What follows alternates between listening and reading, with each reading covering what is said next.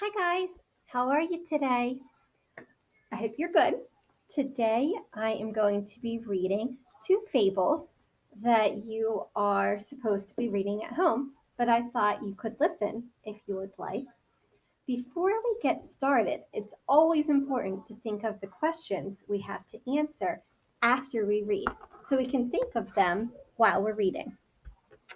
All right. Oh, first, our two fables are the hare and the tortoise, and the crow and the pitcher. So while we're reading, I want you to think about the theme. I want you to think about comparing the two. How are they alike? So, what details are similar? How can we contrast? What is different about the two fables? And finally, what are your thoughts? What do the fables remind you of from other readings that you've read? Our text to text connections. Okay, here we go.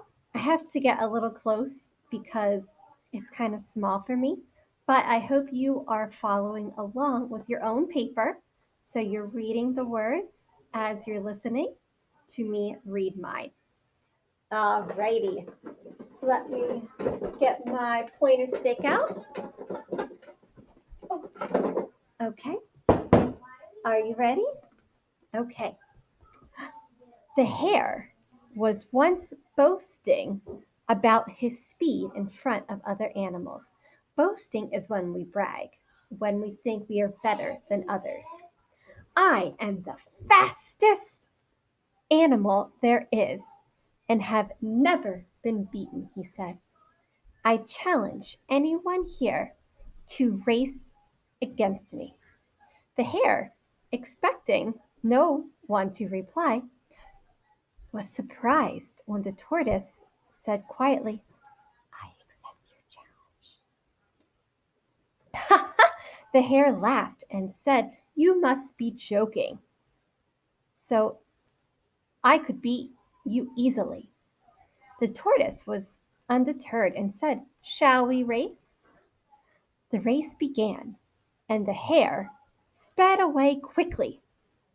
Soon, however, he stopped, and because of his overconfidence, he lay down to have a nap.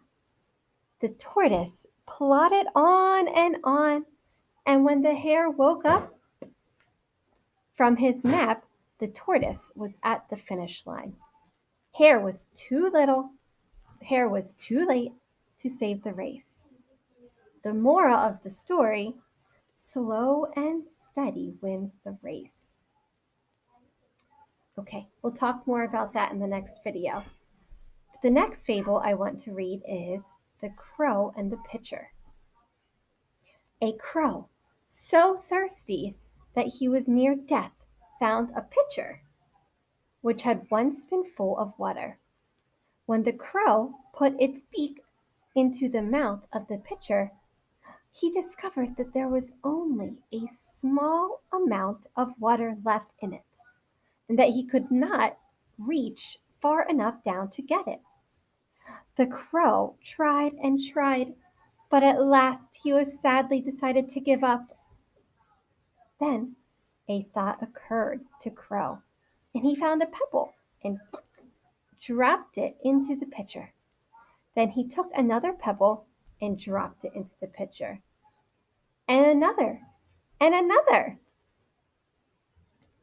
Then he took another pebble and dragged that into the pitcher.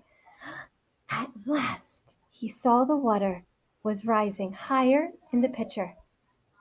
After casting a few more pebbles into the pitcher, the crow was able to quench his thirst and save his life.